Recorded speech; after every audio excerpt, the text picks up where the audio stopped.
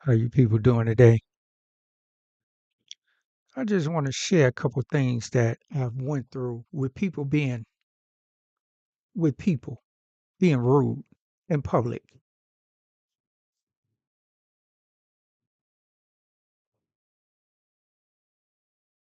I'm just gonna get right into it. I was in Menards one day and I'm getting ready to get a key made. I wanted to get a key made. So I walk up to one of the Menards workers. Or was it Home Depot? Maybe I was in Home Depot. I walk up to the worker and I asked him, can you make a key for me? He said, the key machine down right now.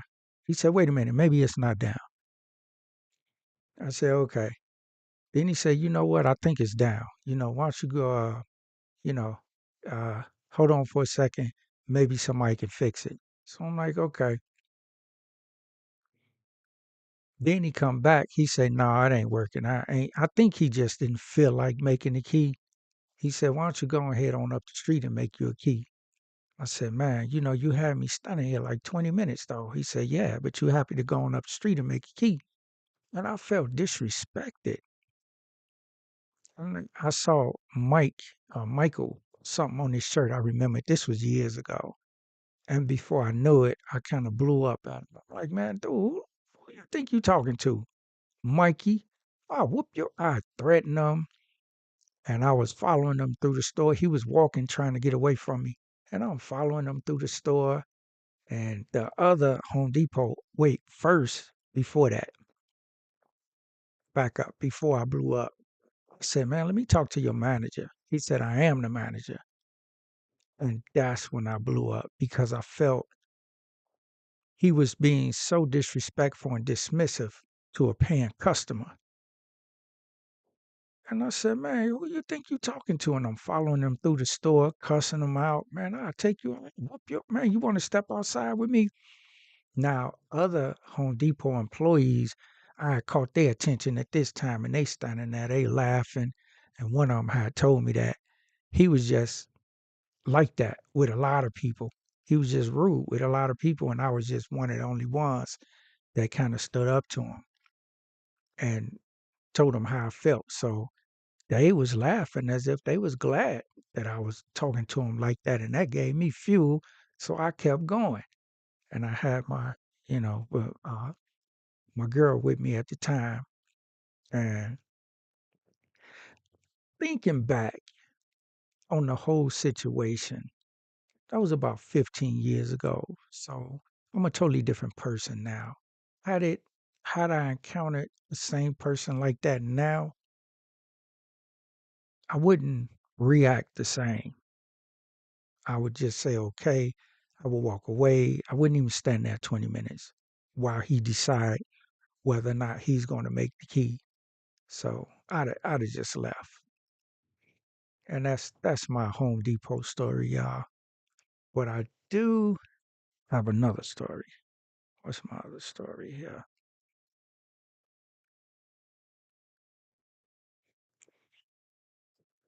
I got another story for y'all. Hold on.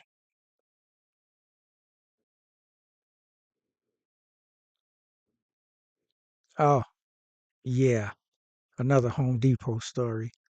Now, this happened a couple times, and this was recently. And I said, next time this happens to me, I'm going to just start recording and see how they feel about that. I don't know if this ever happened to any of you guys, but have it ever happened? You walk into a place of business, store, and somebody say, and you walk up to an employee, one of the workers in the store, a Home Depot, Menards, or whatever big box or whatever store you in, and you ask for assistance, and they looking at their phone or they distracted and they looking at something else, they looking down, and you standing there, like, can you give me the respect of looking at me? And people, I'm a patron of this business, so if I didn't shop here, if we didn't shop here, the store wouldn't make money. and you wouldn't have a job. So could you give me the respect of looking at me when I ask you for something? So the brother looking down and this particular guy, and so I stand there. He's still looking down. So now I'm like, dude, and that's when he look up. So, and I asked him where whatever I was looking for, the refrigerators or whatever I was looking for. And he showed me where they were, even though he was rude about it. But had it been 15 years ago, I'd have probably reacted a little different. But I just said, okay. And I went on my way. But I don't understand why people do some of the things they do. It's crazy. So that's my second Home Depot story. Another situation of rudeness that really bothers me is when I call somebody, or no, better yet, when somebody calls me and they eating. Why did you call me and you eating? Don't call me while you eating. I've hung up on so many people for doing that. You call me and you smacking and you asking me for something. And if I feel polite, I'll tell you, call me back when you finish eating, and I'll hang up. I've had a couple people say, no, I'm finishing up now. Well, finish up, and I hang up. Whatever it is you want to ask me for, ask me when you finish doing what you're doing. That bothers me, man. Don't do that. Don't call me while you smacking all in my ear. No, I don't like that. It's disrespectful and it's rude. What else?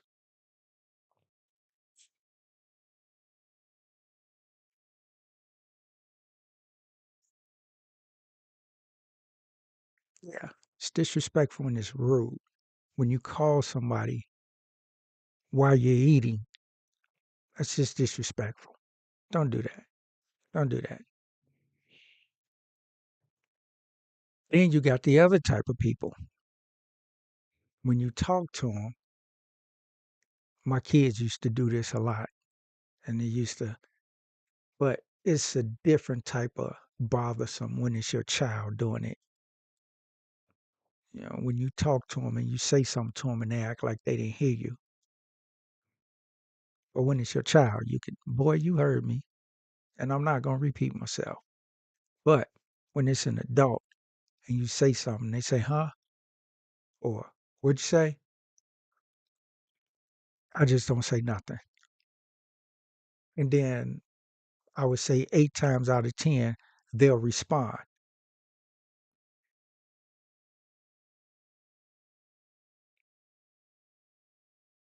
You know, I don't understand why people do some of the things they do.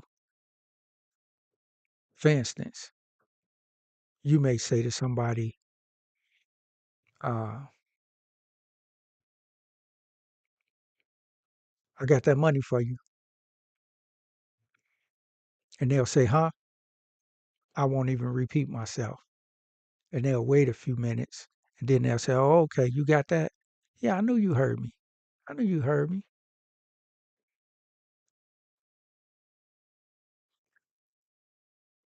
Don't play like that. People play game. I think it's a form of when you do that and ask people to repeat themselves, I think that's a form of some type of control or uh, to let you know that they dominate some type of way to dominate the conversation. To me, it's just petty and childish. It's not dominating anything. It's just petty, and it's a waste of time. I don't understand people in this world, but hey, it is what it is, and that's how we. That's just what it is.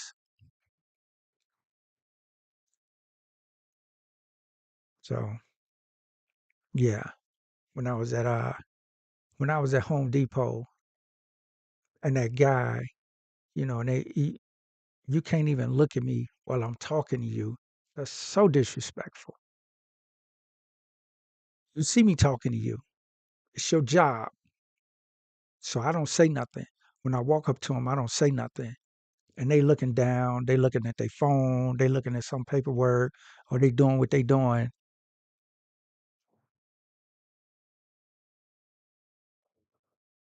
Okay. And they doing what they doing. And you're like, bro, you see me standing here. So I'll say, excuse me. And one guy said, yeah, I hear you. And he looking at his phone.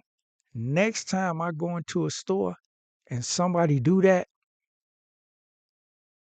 if somebody out here and they see them and they do that, if I see somebody doing that, I'm gonna pull out my phone and start recording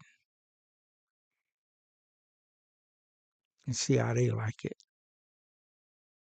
Would that be disrespectful? No, it's cameras in the store anyway. It's not illegal. So yeah, I'll pull out my phone and start recording. But yeah, that's what I wanted to share with you guys real quick.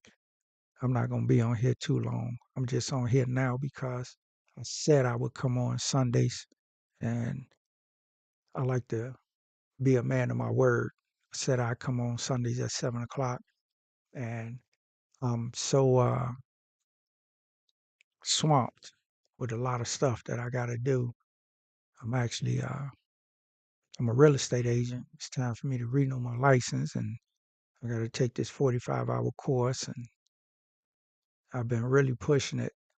So I do several different things besides being on here. Real estate agent, carpet installer.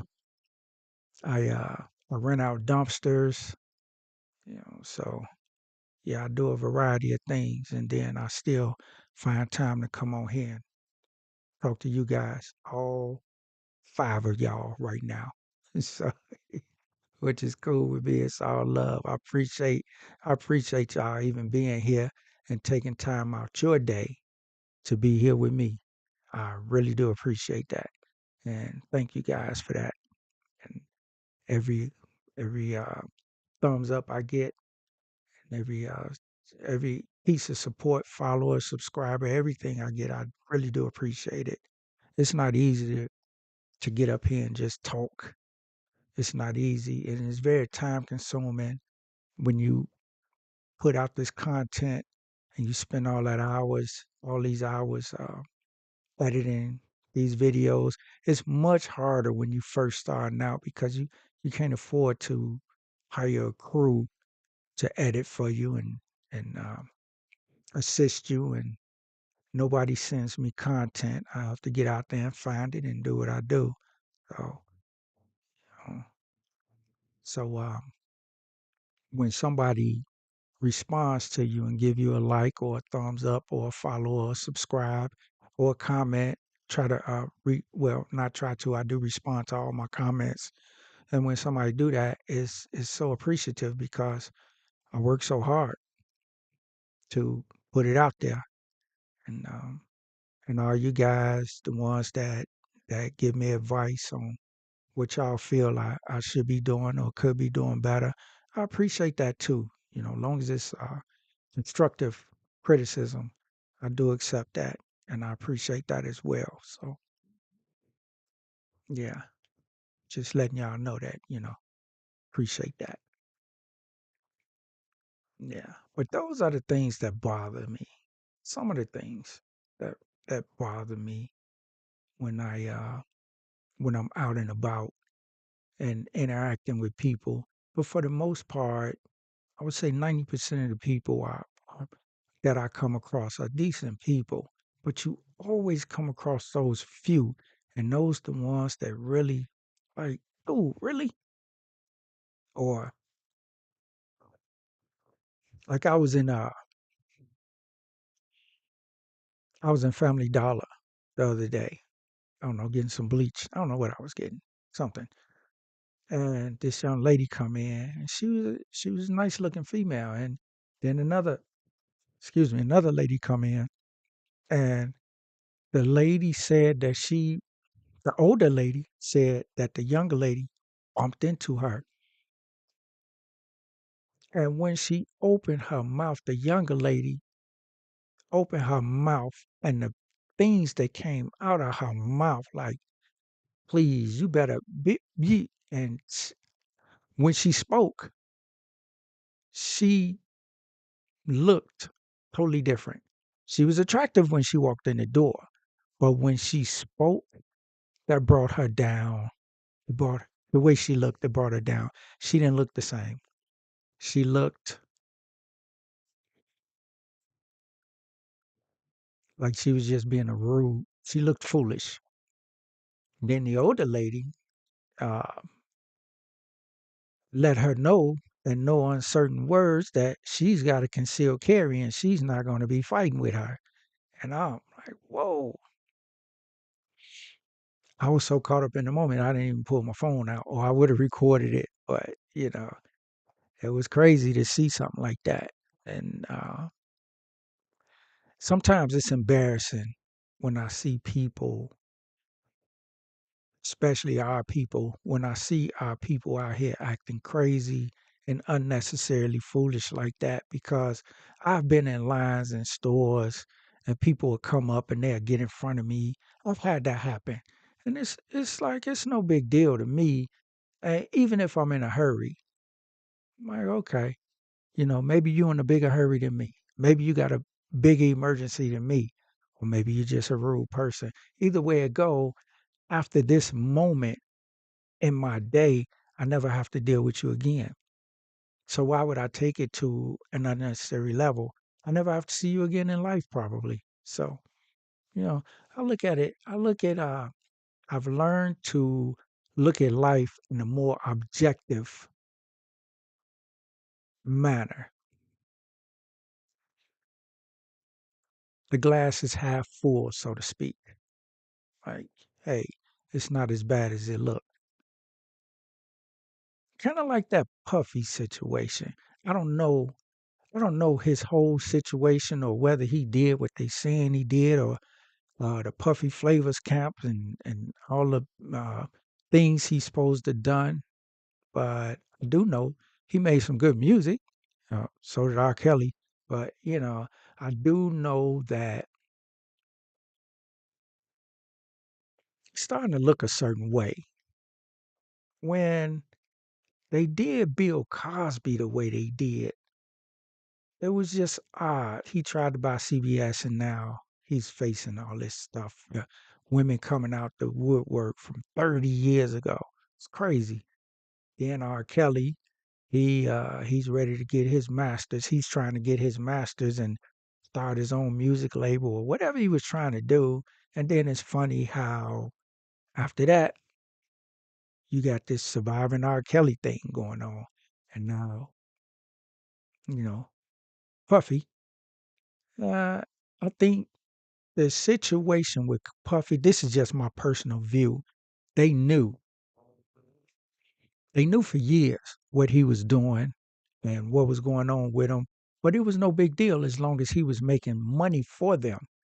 But when he started to let them know that, hey, I'm Puffy, I do what I want to do, and if you don't like it, I'll break off and find my own label or start my own label, because he was popular enough. He was known. He was powerful enough to start his own label.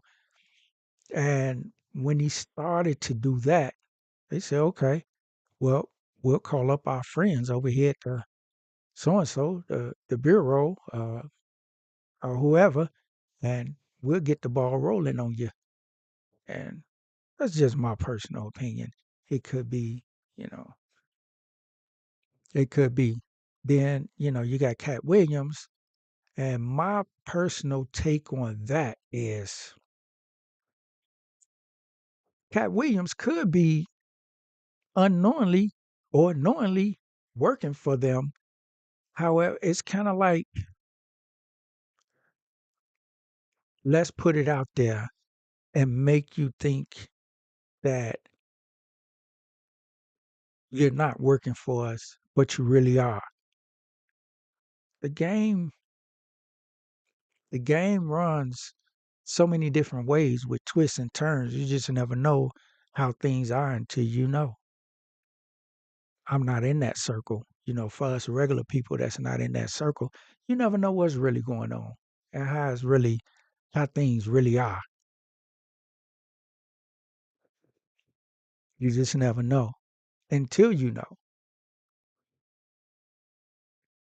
You know, the game runs deep. The game runs deep. So, you know, then you got who else we got? Meek Mills. Wow. I don't know what to say about that one. But you never know. And then you got 50 Cent.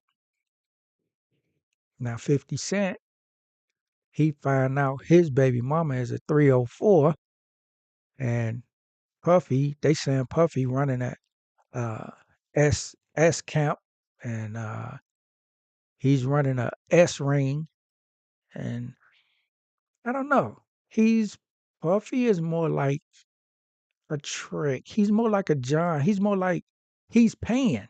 He's the one paying. He's not collecting money. It when you say S ring, that puts me in the frame of mind that somebody is putting uh, if you got a bunch of girls and you running an S ring, that puts me in the frame of mind because you know Chicago is where all the pimps come from. If everybody don't know, anyway, that puts me in the frame of mind where now they don't all come from Chicago, but it started here anyway. That puts me in the frame of mind that you got a S ring going on, then that means you collecting money. And that wasn't the case with Puffy. He was the one paying the money. So you got like a John, a trick and a 304 situation there. So he's not the, you know, he's paying the money. So, you know, as far as him forcing people or forcing women to do this and do that, that's Puffy. There's so many women out here or men, women, men, or whatever that's willing to do whatever he want them to do because of who he is. He don't have to force anybody to do anything. And if he was forcing, was did they not have a chance to walk away after the first time, second time, third time? I don't know. I mean, it's not far as the cameras. I can see that. He's again puffy. He's wealthy. He's powerful. He can afford to put cameras all through his house, hidden cameras here and there, and record. We know somebody else who did a lot of recording and had blackmails on a lot of people. Well, I blackmailed a lot of people. That other female, um, Diego Hoover did it. Had lots of dirt on people. So, you know, people do it. And, you know, so that goes to show you the difference between wealth and power. He had power, but not true power. He had wealth, but not really power. I would say somebody like Trump. Trump has power. Trump has power. That you know, he's got. I don't even know if I should even be speaking on this stuff. I don't know. YouTube's so sensitive about everything you say. It's crazy. But I'm not gonna be on here too much longer. I just appreciate y'all for even tuning in. The little time y'all tuned in. And this is Mr. Maxwell. Talk to you later. Thank you for tuning in. Like, subscribe, share, questions, comments. Thumbs up, thumbs down. Either way, I wish you well.